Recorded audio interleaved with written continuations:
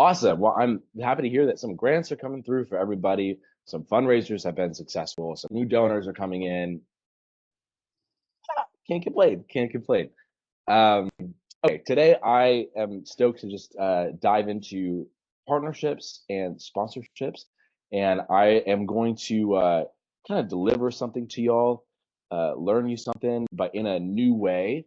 This is the first time I've ever kind of tried to have this conversation this way, and so I kind of want to just take a few minutes to dive into that, and then I want to open the floor and we can just chat and see what comes up and field questions for the rest of the time. Is that cool? Are y'all ready?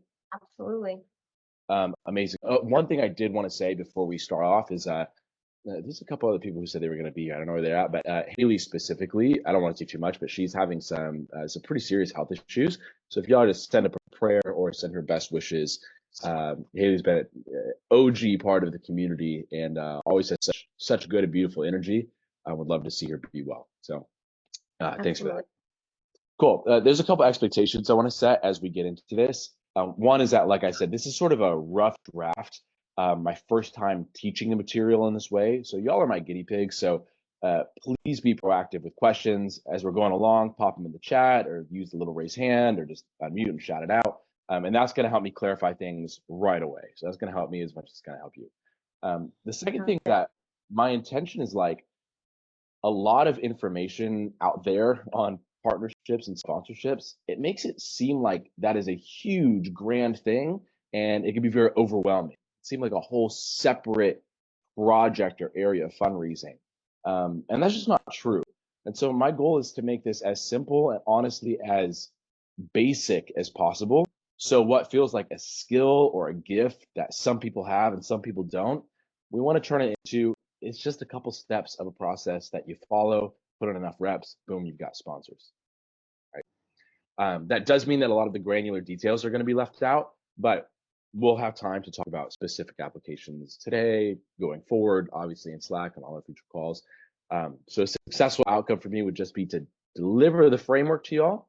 You can think through it, you can work through the steps. Anytime that you want to team up with someone who's outside of your organization for any reason. That sound fair? Cool.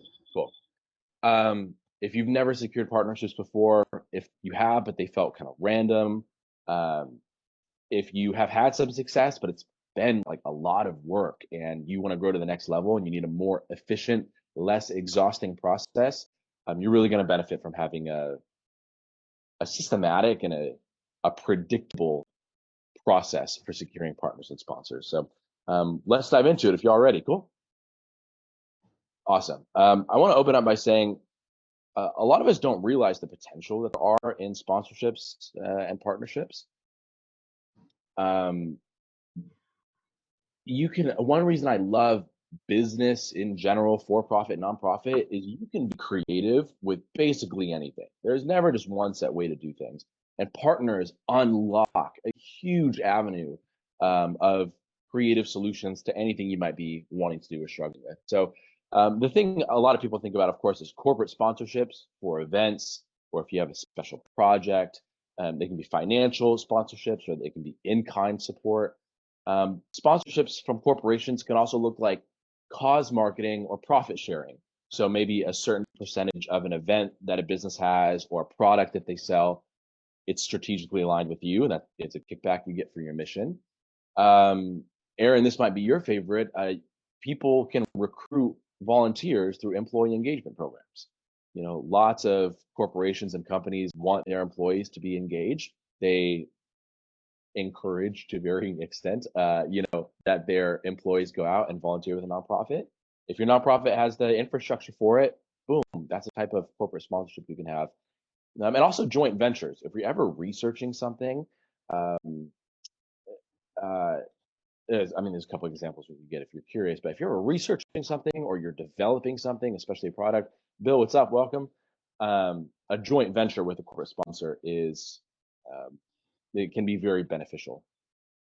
The second big use case would be partnering with other organizations. So you can also have joint ventures with other organizations. You see this a lot with medical research, researching around the problem that you're solving. Any other kind of joint venture, of course, is open. Partnering with other organizations is cool because you can share resources. You can share space. I used to live in Denver, and there's a co-working space that's exclusively for nonprofits.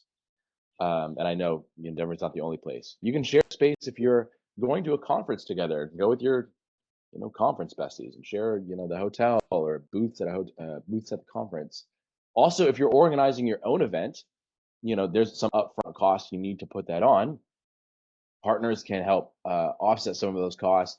You can pull some of the labor and the resources together, and you can increase the exposure by introducing each other to y'all's different followings or audiences or donor lists.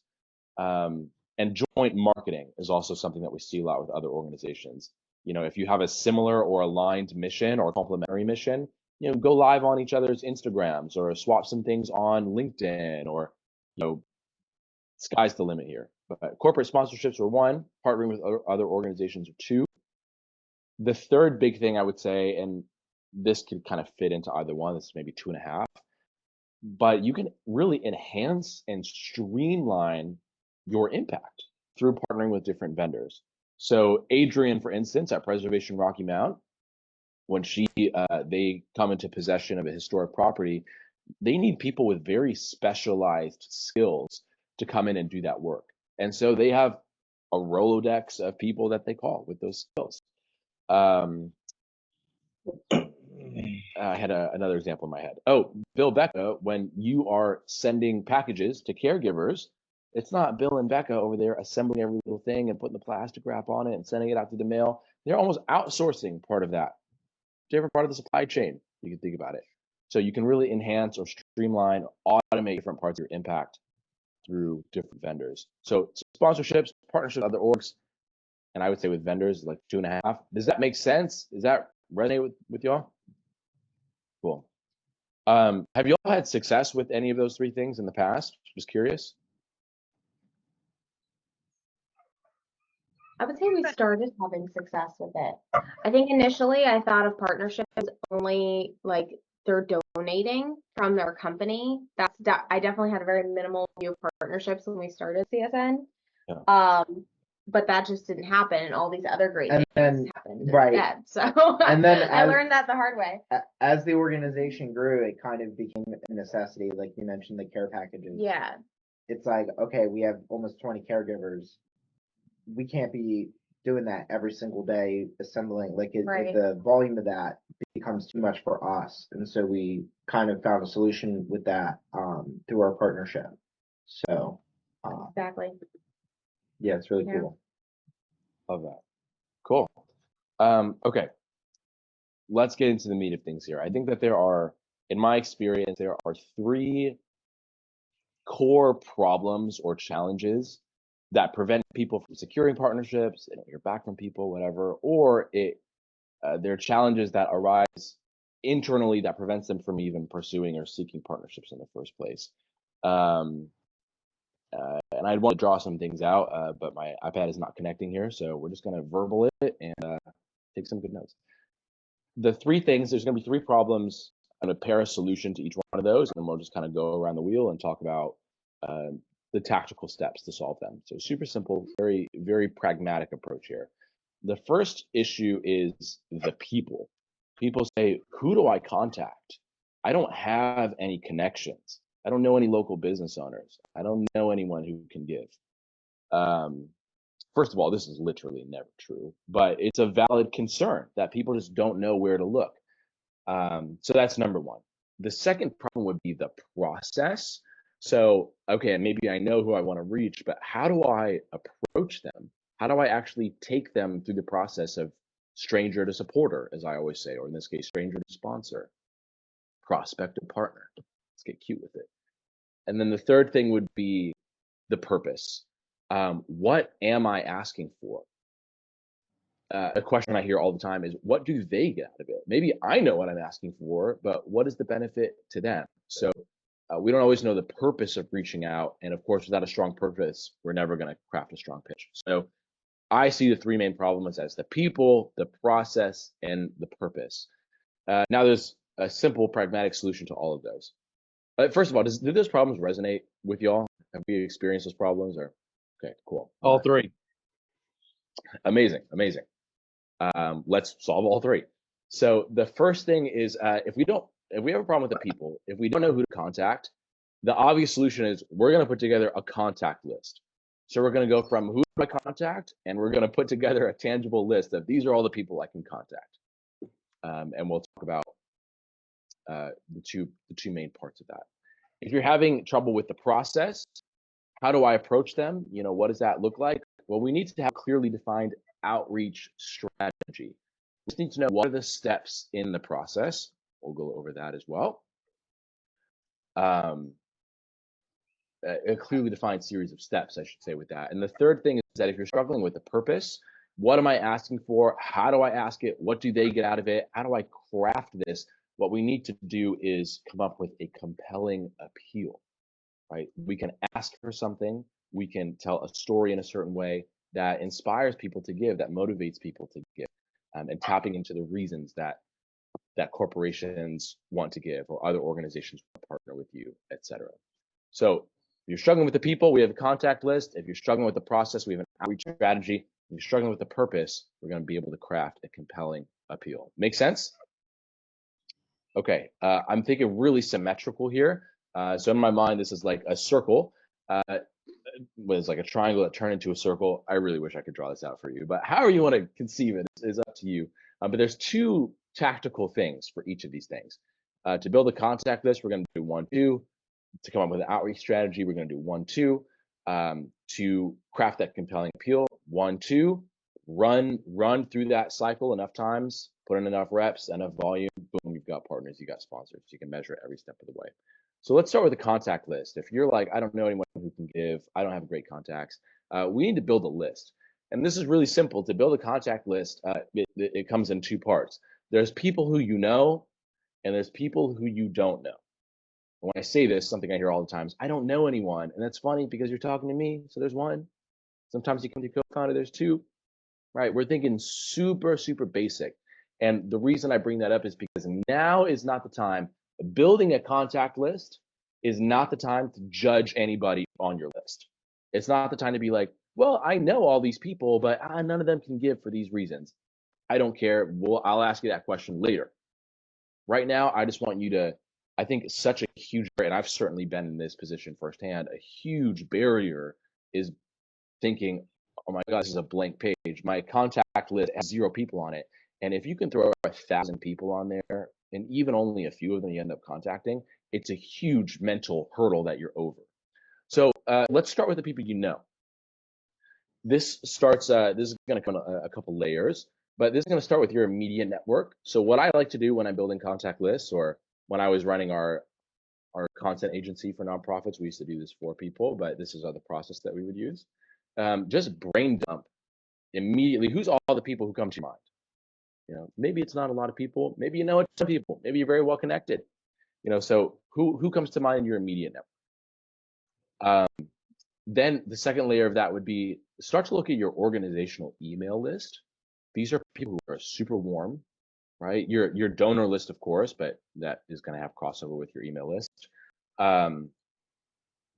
These are people who have raised their hand. They said, I care about your cause. I want to be involved. I think your organization is cool. I want to be connected in some way, right? So those are a very highly qualified list of people, your donor list and your email list. And then also something that is people seem to never think about is look at your social media followers.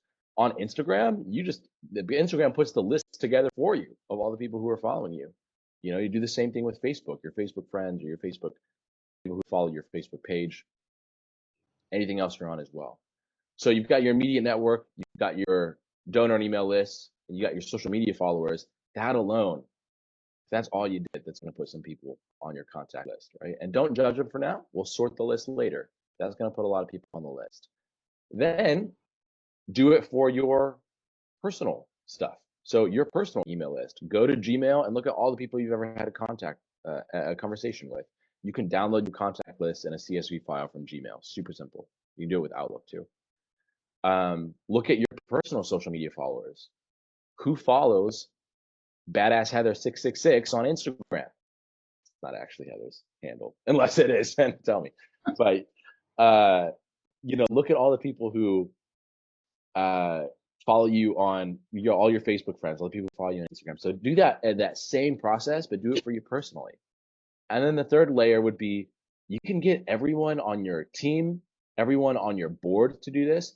This is something I teach when we teach really quick. I want to call it a quick cash campaign. I'm coming up with the name, but when we teach like kind of quick fundraising or casual fundraising campaigns, we just say, hey, everyone who's on board, your team, your volunteer, your literal board, your lay leadership, get them to just come up with their own contact list within a reasonable boundary. Those are your people too, right? And so you alone can come up with a list that is huge. You get everyone else to do that, you're gonna tell me you don't know anyone, there's no one to reach out to. No excuses. You just haven't thought about where to look. So those are the people that you know. Make sense so far? Yes. Cool. The other half of that is people who you don't know. And honestly, we don't usually need to spend so much time on this because the people who you know, especially if you throw in your team, your board, your mom, whoever, that's going to be a lot of people. That's enough to keep you busy. And you generally want to start with people who are warmer, who have more of a connection with you. But we can also think about people who we don't know. One of my favorite ways to scrape a list of unknowns is using LinkedIn and look at your LinkedIn second degree connections. These are people who know someone that you know. You're not, oftentimes you know them and you don't even realize it. You're like, oh, we should connect. You can use something like LinkedIn Sales Navigator. I used to be a LinkedIn fiend. Love Sales Navigator. Use it 24/7. It was an issue. But you don't have to have Sales Navigator. You have to pay for that. You can just look up your second degree connections. Or if there's someone, if you have a star donor, go to their LinkedIn. Look at their network. Tap into that. It's probably a really hot network. Classic tactic. I don't know if phone books are still in production anymore, but people say work through the yellow pages. Not my favorite way to make a list, but hell, if you don't have a list, there's one. It's free for public access.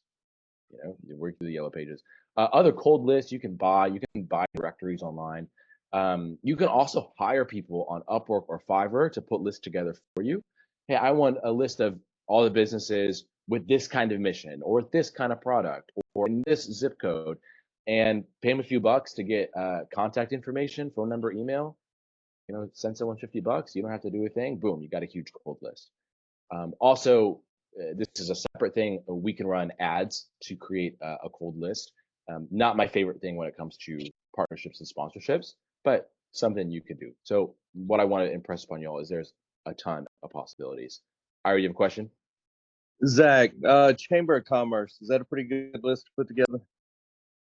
Yes. If you were trying Okay. to tap into other local areas or network with other local businesses, for sure, especially Okay. for what you do and the stature of your organization, and also where you're at, Ira. I don't want to make generalizations, but Adrienne is in a rural southern county as well. She doubled her revenue in 12 weeks, basically by going to breakfast with the Chamber of Commerce people. And that was like her strategy was like, we were kind of joking around. I remember she was like, yeah, to raise all this money, I'm eating pretty well. That's her strategy. So, and she would always say, in the South, like this is how things are done. I don't know. The furthest south I ever lived is I lived for a brief minute on the Illinois-Kentucky border, and that was coming from Chicago. That was like hella south. Did you really? What I used to live in that exact area, right? Like Boone County. Yeah, I'm not good with my. Oh, you don't even know. Okay. Yeah, I did. I finished a year and a half of my undergrad at Southern Illinois. Haley is in Marion, Illinois. It's the next town over. Yeah. So, and during that time, I was working as a musician. So between St. Louis and Paducah, Kentucky, there's like an odd strip of people who will pay you to play obscure music. And that was my market for sure. Back when you worked for like sushi and martinis, No. Okay. And now I work with nonprofits, so just so much more luxurious. Cool. So does that make sense? Why we or how? Let me say maybe all the possibilities there are for building a list. People you know, people you don't know. Absolutely. Yeah, I'll I'm say already that getting ideas, honestly. one of the things that's worked well for us too. Rebecca went on essentially like a podcast circuit for different disabilities and things related to caregiving, and almost with every podcast host, like the chit chat beforehand, Yeah. she would ask, do you know anybody who you've either had on your show that would be interested in our mission? And so we've picked up additional partners through just references from those people. I feel like it's helped open the door for like huge organizations that might not give us the time of day otherwise, but then they get to know us through the interview. Right. And we generally ask, can you introduce us? Because they've already been on the podcast sometimes. Sometimes podcasts have lists of people that they've already invited on. And since they know the podcast and now we have this shared connection of them both being on it, it just, like Rebecca said, it kind of opens that door and gives us that extra legitimacy. Right. Absolutely. If I'm not mistaken, Ira, you found me through a podcast. Is that right? All right. Yes. Now, don't ask me which one, but yes. Yeah, great. And so that's one obvious direct benefit of a podcast. But then, Bill, exactly what you said, there's sort of a higher level where you're connecting with the host who's probably interviewed a ton of people. I've been on the Donor Box podcast twice. You know how many nonprofits Donor Box works with? You think I've met some really cool people? Yeah, I mean, I went to AFP last year. I guess now it's been 2 years. Last year, but 2 conferences ago. Weird schedule. But and that came through a connection that happened the same way. So you got to think in these higher levels. So I appreciate you sharing that, Bill. We're hammering in a lot on this contact list thing because it's oftentimes the biggest stumbling block for people. And if you just saw that you have a huge list of people to work through, same thing. I mean, Bill and Becca, y'all went through this where we're having some trouble with donor acquisition. Now you got 1,000 people on your email list. You think you don't have people to talk to? Of course you do. Yep. And I say this, I hope this doesn't come out the right way. I say it's a good thing. You can get on to the next problem, right? Exactly. You stop worrying about this and get on to the next thing. And that's, as founders, as nonprofit leaders, that's the game we play. Solve this issue, get on to a better one. Solve this problem, go solve a bigger problem, right? And that's kind of it sucks, but that's our job. And it's actually fun and rewarding when we get into the rhythm of it. Cool. Any other questions before we move on about the contact list? People we know, people we don't, etc. Are we okay to move on? Great. Okay, if you're struggling with the process, okay, I have this group of people. Do I just spam my pitch to them? Do I need to have a whole 3-month-long partnership cycle here?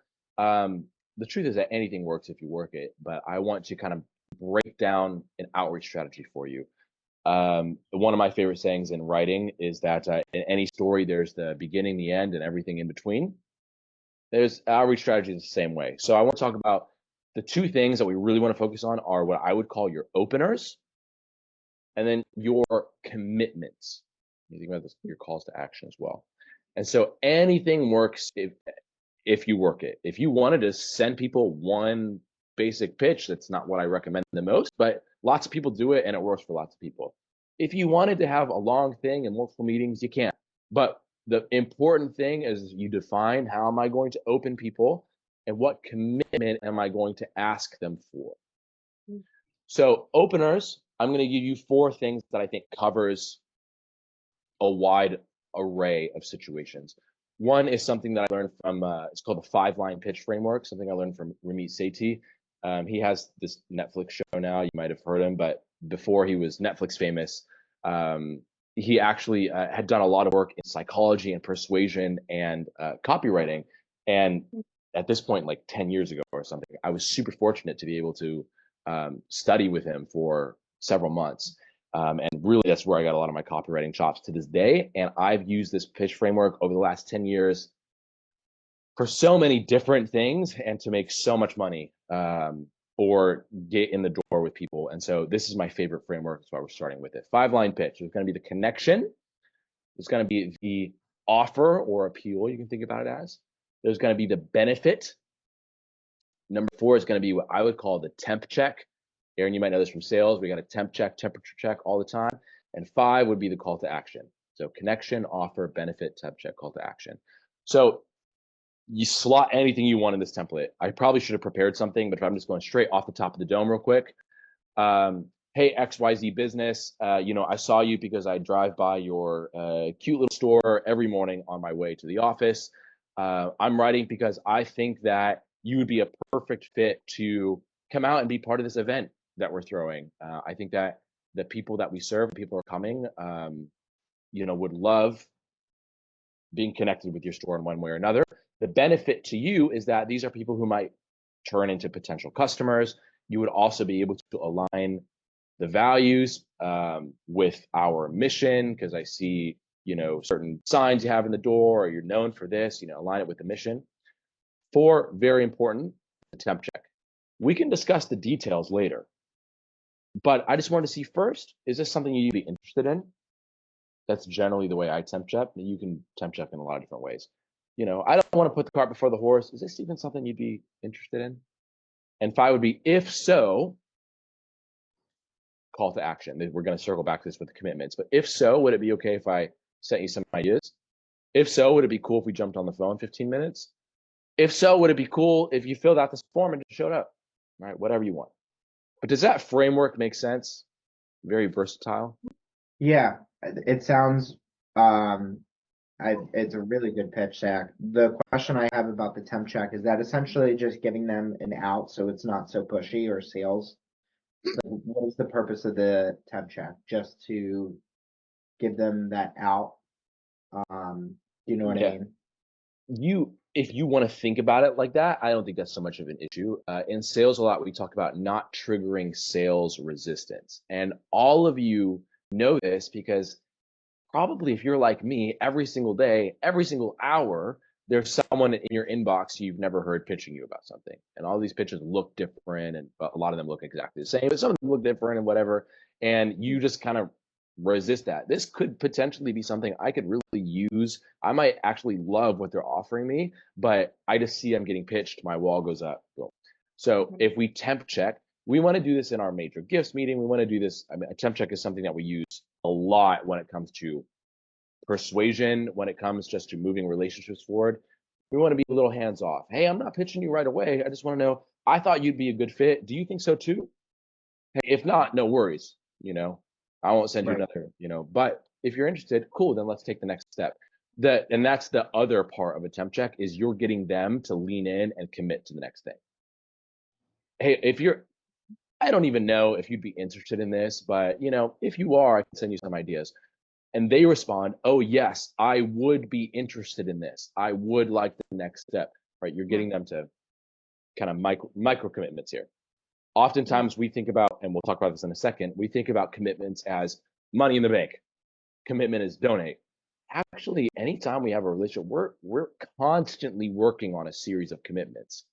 Can you click on my ad, enter your email address, read my devotional, open these emails, click on this link? We're constantly managing commitments. Okay. So the 5-line pitch. Yeah, the 5-line pitch you can use for anything. I love it. I've had tremendous success with this. So I hype it up. 3 more things, and I'll be more quick here. The one thing is, if you do want to go direct as a direct pitch, again, it's just not my personal style, and I think there's data to support there's more effective ways to do that. However, lots of people just send one kind of, for lack of a better term, one mass appeal, and it works. And so you can Google just sponsorship letter templates. There's stuff from Bloomerang, QGive, and all the big guys out there have, doing their content marketing, have sponsorship letter templates. A lot of them suck, but some of them are pretty good. What they all come down to is there's 3 parts. There's an intro, there's the appeal, there's the call to action. Hey, here's how I know you, or here's about our nonprofit. You'll see that one a lot. Worst way to start a letter is like, we at nonprofit are, but introduce yourself in some way. Hey, we're doing this kind of work, and I thought you'd be interested. Here's the appeal. Here's what we're doing, right? We're holding this event. I don't know, are raising this amount of money. I'm using the event example. I maybe should use another example, because you can use this for anything. Would you be a part of this? And then your call to action. Here's the link to donate, or here's the next steps you can take, or can I send them ideas? The third thing would be, I think the first 2 kind of assume or are very good when you have a specific project, you have a specific campaign in your mind, and you're like, okay, partners or sponsors would really amplify this. Let's go find them. But long-term strategy, especially as you ascend your leadership, especially for those of you who are a little bit more mature in your organizations, Heather, Ira, you've got people handling some things beneath you. You really need to hammer in relationship building. So you can just treat this as more general prospecting. So we can kind of table this for another conversation, but we can look into how we just generally do prospecting, LinkedIn outreach, etc. I think LinkedIn is a super popular one, so that's why I mention it. This is just like the get to know people approach. Every day or every week I have a little prospecting block. I just send a couple, messages. I get to know people. Me personally, I hold Friday mornings usually for, I call it networking Fridays, or if you sign up at my Calendly, it's /virtual coffee. And then it's like, I don't have anything to ask these people. I don't know what's going to come of this. Lots of times nothing comes of it, but sometimes you meet some really cool people. Sometimes it's like we really click and there's something that we can do together, right? A cool initiative or whatever. So it's just, you get to know people. Prospecting is something you should be doing all the time, but don't discount that over time you can discover or get to know a lot of your partners just by getting to know people. Some of them are people you might want to partner with. Okay. And then the last thing would be warm outreach. So as you are, whether you're running a casual campaign or you're looking at the list of people especially people well, people you can text, whatever, a question you can always ask is, hey, do you know anyone who'd be interested in XYZ? Hey, I'm looking to partner with, I start with my friends. If you've been in the nonprofit game long enough, you probably cultivated a network of people who are, high level people, and want to help you. Hey, I'm looking to partner with this kind of business. I'm looking to partner with I don't know why this came to my head, just like some extreme sports, like axe throwing business. Okay, if you think I know anything about axe throwing, I'm the wrong guy. But I might text my friends who are crazy and say, hey, do you know any businesses around here that do that? Do you know anyone who think it's fun to pay money to get locked in a room and you have to get out? It's like, I'm like whiskey by the fire kind of guy, So, do you know anyone interested in this? This is the exact same thing we do when we're running a casual fundraising campaign. Hey, we're raising this amount. Do you know anyone who'd be interested in even just learning more about this mission? Some people will say, I'm the person. A lot of people say, oh yeah, I absolutely know someone I can introduce you to. And so that is the most effective way to start doing warm outreach and discovering partners that way. So there's a couple different openers that I think cover basically all the situations you'd be in, short-term and long-term. Any questions about any of that? Does it make sense? It does. Yeah. Feel like it gives you something to use going forward? Absolutely. Great. Specific question. I'm literally about to do sponsorship asks for our spring performance. Yeah.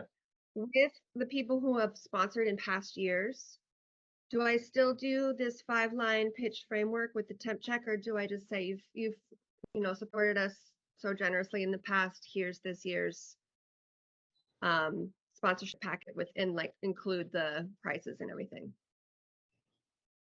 Because we have we usually use a specific tiers with specific benefits that they get. Great question. I would say at a high level, either one is completely fine. If these are people who are consistent and they just want to see your sponsorship package, you can send out. I mean, this is one time where I would clear, hey, if you just want to send out your appeal, they know it's coming. They probably want to see it. If they don't see it, they may call you and say, Heather, I'm waiting for this information, right? You can also hybrid. I mean, that 5-line pitch, again, is the reason I've used it so much is it's so versatile. So you can say, hey, you've given for the past X amount of years. We really appreciate that. Here's what we're offering is here's sponsorship for this year's spring performance. We always want to be reinforcing what the benefit of continuing to sponsor is. And then instead of a temp check, you could say, hey, here's our options. Which one of those would you be interested in this year? Or you could say, hey, are you still interested? If you wanted to break it up, you could say, hey, are you planning on donating again this year? We'd really love that and count on it. I can send you our updated sponsorship package if you want to see it. So really it doesn't matter so much. It's more just the way that we communicate, and anything works if you work it. Does that answer your question? Yes. Okay. I do find there's always so much follow-up, even with those that like to do it. It's specifically with New York Presbyterian and Columbia Medical Center. I know they're going to do it, They don't respond, they don't respond, they don't respond. Yes. So I'm not sure if I should just like cut to the chase and don't like add on the amount of times I'm waiting for them to get back to me. Okay, something, first of all, only data will tell you that, only testing it. But one thing, as a kind of general rule of thumb, is one way to increase compliance is, how they respond to you, et cetera, is to break down the series of steps into these micro commitments as much as you can. Because this is, in psychology, this is called the Benjamin Franklin effect. If you want someone to help you with something big, the best way to do it is by asking them to help you with something small first and then actually like you more for it. This plays into our biological need for reciprocity. Need might not be the best word. I'm not a scientist, but you know what I mean? And so if we can leverage that, we can leverage psychology and persuasion in saying, hey, here's a 2-sentence email, do you want to see your sponsorship package again? Someone replies yes, they're way more likely, as a rule of thumb, to put themselves start complying with the rest of the process. One reason, for instance, if we are, Aaron, this from sales, right? If you're giving your pitch, I could give you a sales presentation. Software companies are famous for this. Schedule your 15-minute demo where you're not going to have a chance to talk, and I'm just going to share my screen. The worst. Even people in our sector, I'm not going to name all the software companies you probably use, but a way more effective thing would be, hey, here's the first part of my pitch. Let me check in. Does that make sense? Is it resonating? Here's the second part of my pitch. Do you feel like that's helpful? Any questions so far? Break it in, because people are really starting to comply, and I don't want to get too lost in the weeds. There's another concept, narrative transportation. People are seeing themselves here, but good question, Heather. One thing you can test is breaking down the steps and seeing if that increases compliance. Just test it out. Okay. That was the first part of our outreach strategy, is the opener, and I would say by far the most important. A book I recommend all the time is called Great Leads, and it's a very tactical book, but the foundation that the book rests on is that your opener to anything, to any kind of message, whether it's the first sentence you say when you're calling someone or the first part of the entire sales process, is where the results happen. David Ogilvy, who's like a kind of godfather of copywriting, he has this great quote that says, by the time someone has read your headline, you work for newspapers, by the time someone has read your headline, you spent 80% of your marketing budget. That's 80-20 rule. Really get the opener right. Yeah. Then the commitment, anything works if you work it. So there's nothing more that needs to be said about this. I would say 3 things that you can ask for commitments that are common is, can I send you some further ideas? Can I send you my sponsorship package? Can I send you what I was thinking? We can talk about it. The second thing would be, let's jump on like a 15 or 30-minute conversation. Right. This is the one I use the most because I excel at that. Bill, Becca, you guys are great on the phone. Probably want to ask for, hey, do you have 15 minutes to jump on the phone real quick? Some of us are not as good on the phone. We freak out, whatever. And that's something we can learn to get over, and a skill we can certainly develop. But there's no harm in saying, hey, can I just send you what I'm thinking? We can go back and forth on email here. Right. Permission. We're constantly getting permission to take the next step. And the third thing would be just the direct ask. Again, if you're sending your mass appeal or whatever, or at some point in the process, you're going to have to make the ask. That's the commitment you're asking them for. Hey, here's the link to donate. Make sense? Absolutely. Cool. I don't think there's too much more we need to say there, but remember, a great outreach strategy, get your openers right, understand what commitments you are asking people for at each step. All there is the beginning, end, and everything in between. Okay, so let's talk about the compelling appeal. If we don't know, what is it that someone else is going to get out of this? How do we ask? What do we ask? I guess I should just say, that's the 2 parts of creating a compelling appeal. What to ask, and there we're going to subtext. We want to understand the win-win. And 2 is how to ask. And there, a lot of you are already familiar with the brand script framework. There's a great training in the course modules channel in Slack if you need some review. The brand script isn't just something that we use to talk about our organization. It's something that we're using anytime we have a new initiative. So let's break this down. What to ask, understand the win-win. I can't give you something super concrete here because this is where the creativity is. This is where you're thinking, what's the win for me? What's the win for them? And there's an infinite amount of possibilities. I'll give you some tips though. The number one thing that I think people don't do that would just make the world a much better place is learn how to sit down and think in quiet. We always think, oh yeah, we always say, hey, turn off your phone and not have distractions. But really, unless you're really intentional about it, when's the last time you went and put your phone in the kitchen drawer and you woke up at 4:30 in the morning and went out to the middle of the woods? And I've never done that, but you get the point. When's the last time you were really distraction free? Right. My skin is a little dark to be wandering out in the woods like that. It's not what we do. But really sit down and think. And I noticed back when we were running the content agency for nonprofits, I would ask our clients, what's like the biggest value you get out of this? And multiple times we would hear, oh, the half hour or the 60 minutes that we check in with you, it's just a time where we can sit back and relax and actually think about things. And that is like such a high leverage time. And I was like, oh, it's actually not the work we're doing for you. It's just giving you space to think. Yes. So if we sit down and really think, man, what is the win-win here? What do we really want? How could aligning with a business, or how would a business or another organization aligning with us be a win for them? So sitting down and thinking, set a timer for a half an hour, close the door, make sure your kids aren't going to bother you, whatever. I think that is just, we just don't do that enough. The other thing you do is just Google. Right? A lot of us don't have a lot of experience unless we have done specific work. But I specifically used to work in community partnerships, so I have some experience here. But a lot of us don't come from that background, and so we just don't know what the possibilities are. Google around. Google, why would a company like to partner with this? In your prospecting conversations, for instance, I have networking Fridays.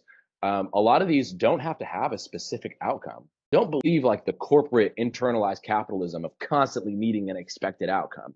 In your prospecting comments, just say, hey, I'm trying to learn a little bit more about partnerships or trying to learn more about the for-profit business side. Why would being associated with a nonprofit be beneficial for you?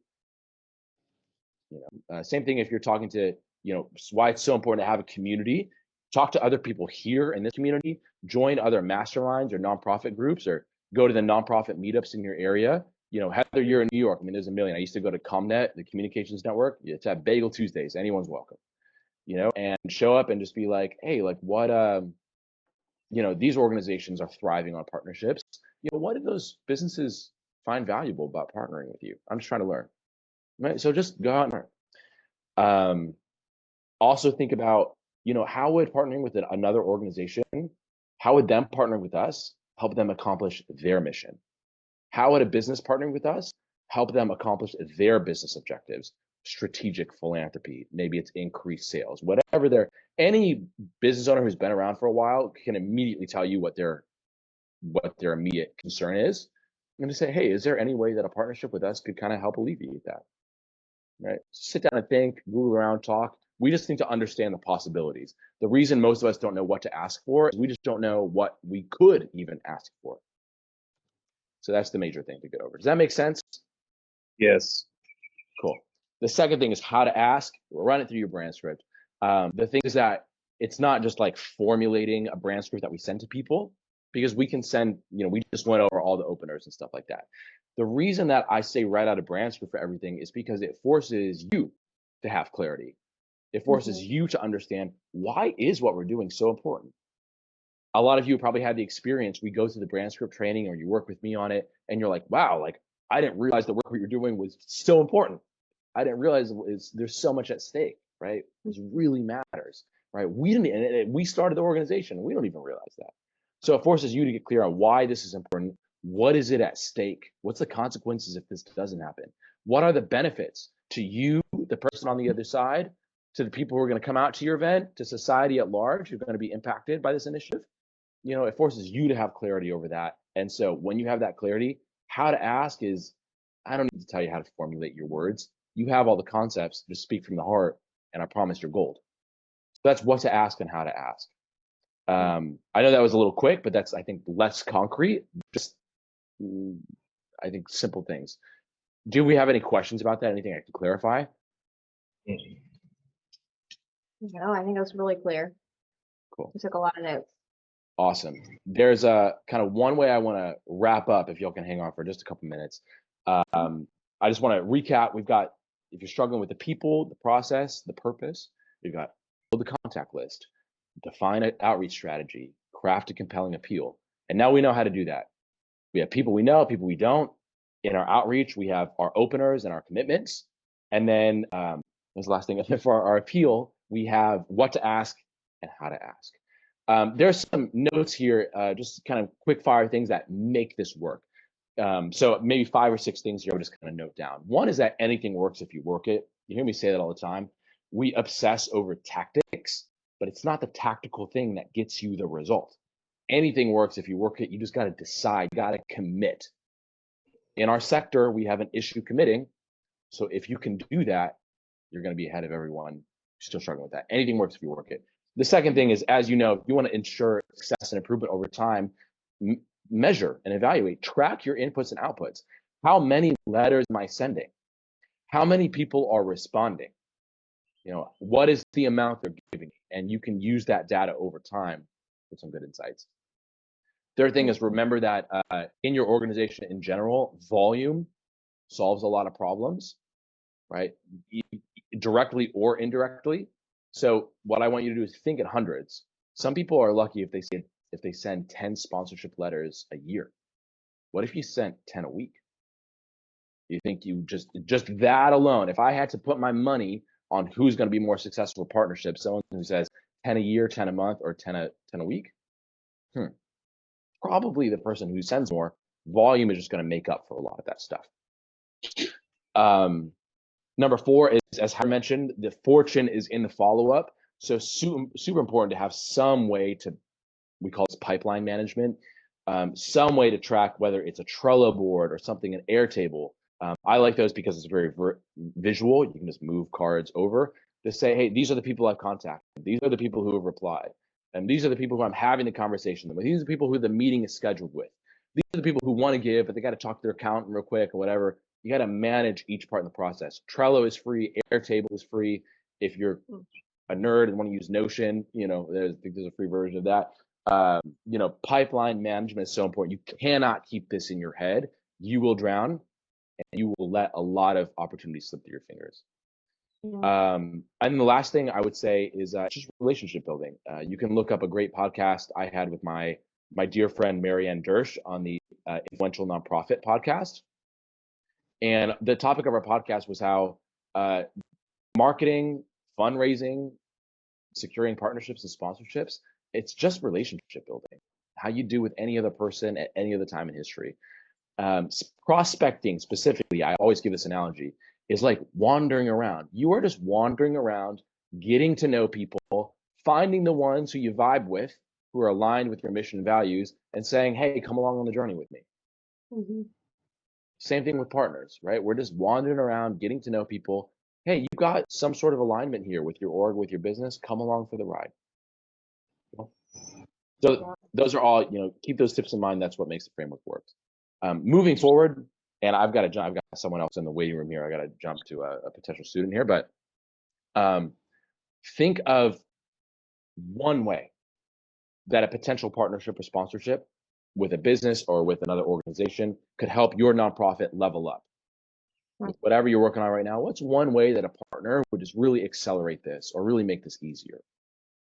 Then build your list, start opening up people, have those conversations. Don't rush it. Don't put pressure on yourself. You're just wandering around, putting yourself out there for the next opportunity to reveal itself to you.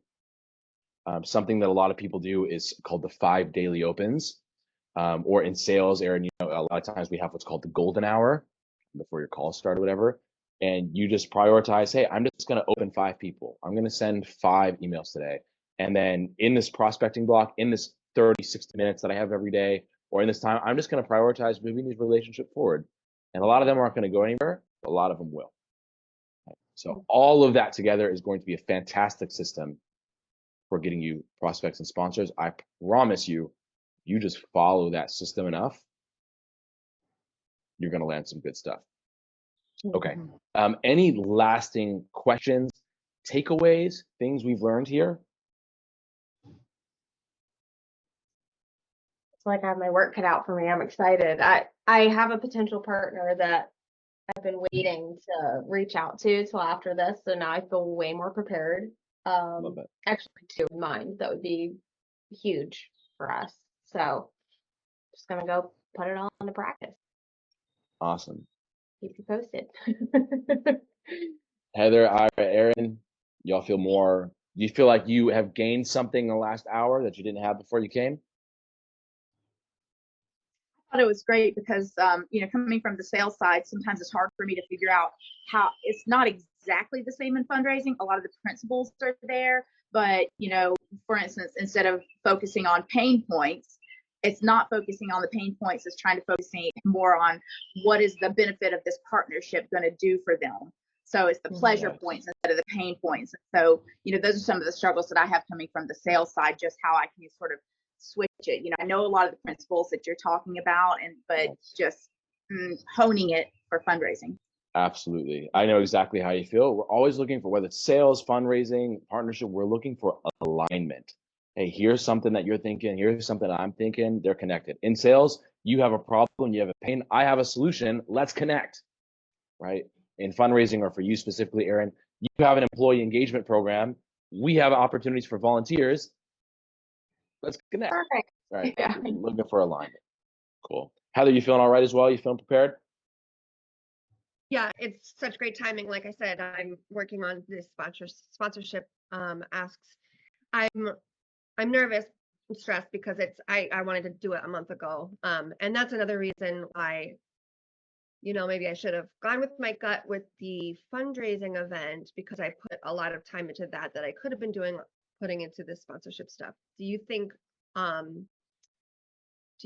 that 5 weeks is too short to be able to get some sponsors for this? Hell no. No, absolutely not. Okay. No. I mean, if you had 5 days, you would be fine. Obviously, more time and preparation is always a good thing. But no, you just need to make sure you're getting in front of enough of the right people, craft a good appeal, you'll be good to go. You might feel a little bit of a crunch, moving these conversations forward, but don't, in sales, we call it commission breath. Don't let that pressure or that time constraint come off to the people you're talking to. You're as cool as a cucumber. Hey, these partners, they're aligned with me. My partners want to partner with me, right? It's not like you're asking this. We have this really problematic power dynamic in philanthropy, topic for another day. But hey, your partners want to partner with you. Your sponsors want to give you money, want to give you stuff. People want to help you out. So you're just there to receive. You're just going to put yourself there for the opportunity to come. Make sense? Yeah. As y'all are working through this, hit me up in Slack. Of course, on our coaching calls, as this percolates, as things come up, questions come up, we are working through it. I'd love to keep talking about this because this is going to be exciting for a lot of you. Cool. Great. Awesome. Great. All right. Thank you. I've got to Hey, everybody. got to take off, but I'll see you guys.